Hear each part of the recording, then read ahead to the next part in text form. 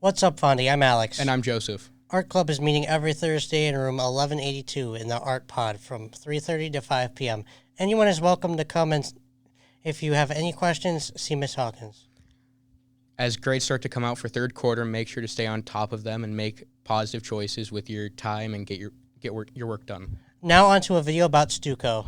The student council members have been hard at work getting ready for the dance. Here are some of the people had to say about the dance and the preparation. I mean, how can you not choose disco? I mean, it's a dance and disco's groovy, so it's going to be a lot of fun. I originally came because I was asked by a friend of mine who is also an officer. She was looking for more crafty people or people who are okay trying like new art techniques. And now I come because it's an art thing that I get to do. I don't have the ability to take art classes in my semester schedule. So this is something that I get to do to be crafty. I really love being a student council advisor because it gives me a chance to do something for the whole school. I work with people in my class all the time, and I've been here quite a while. But over the time as a student council advisor, I've worked just about every homecoming and every winter dance that's been in the building. I like some of the other things we've done. We give back to the community. I just get to work with people that I don't normally get to work with, and it's a lot of fun. And I think we really do great things for the school and for the community, and it feels good to be part of that. And it also feels good to give young people an opportunity to be leaders and to not just want to do things, but to have the agency to be able to do cool things and see them through, and to be a part of something positive happening in their school and their community. I get to be involved in the school. I get to kind of be behind the scenes. I think that's fun. People get very like, ooh, can you tell us things? Can you tell us things in advance? It's like, no. But then I get to come and be crafty, and I get to spend time with some of my friends in student council too. So it's always nice. But that's all for today. This has been Alex and Adam with Cardinal TV. What's up, Fondy? It's Easton and Logan, and we love sports. There's a girls' JV basketball game at 5:45 and varsity at 7:15. Boys basketball has a game tomorrow at Oshkosh West. JV2 at 5:45 in the small gym. JV1 at 5:45 in the big gym, and varsity at 7:15. Boys hockey team has a game in Stevens Point at KB Willett Ice Arena. JV at 5, varsity at 7. We wish our athletes good luck. And on to a video about school closing and doomsday.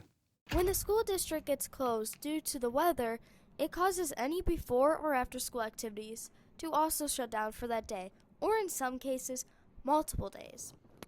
Recently, we had a closing on January 23rd due to intense cold weather that played an impact on some of our school's extracurriculars. Overall, since the times scheduled are important to every extracurricular, school closings can have a huge impact on them. Yeah, so something like Friday, we had a game scheduled for Oshkosh West to play there, and so school being canceled, we decided to postpone that game. It affects it just like it does with athletics or any other extracurricular event. If the school district says the school district is closed, we have no choice but to cancel everything.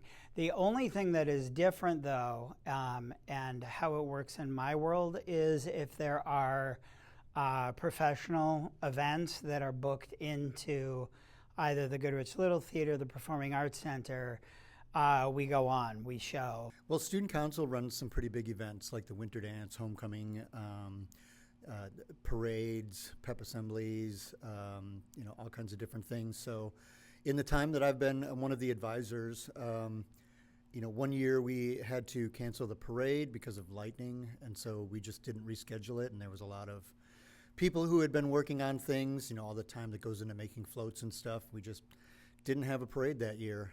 It's kind of one of those days where you'd wish you'd sneak in a practice somewhere, but you can't technically, so you kind of skip over that day. But then that next day turns into even more work on the court. Well, hopefully we have some time built in, but sometimes we don't. So sometimes we just have to suck it up and cross our fingers that everybody's going to be good to go. In some cases, when we can reschedule something and do something again, we did. A couple of years ago, when we were doing Little Shop, we lost 4 of our days. recently, I think it's within the last 2 or 3 years, they closed school early because of snow, and that was a day that we were going to be having the winter dance. Like, it was going to be either that night or it was going to be the next day, and they were going to close it down for one way or another. The whole winter dance, got canceled and had to be rescheduled, and I think it was like a month and a half later. Stay safe and warm this winter season, Fondy. This has been Kaylee Pierce with Cardinal TV. Unfortunately, the opposite has happened. Rather than heed this warning, major countries became even more aggressive, adversarial, and nationalistic. Hi, I'm Jonas, and this is 30-second news. This week's topic is the doomsday clock and how it is getting closer to midnight. It has been updated to 85 seconds to midnight.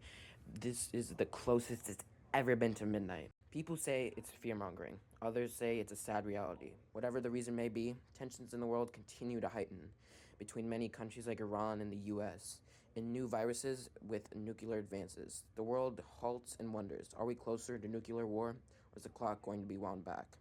We wait. And this is your 30-second news with Jonas Burns. Thank you.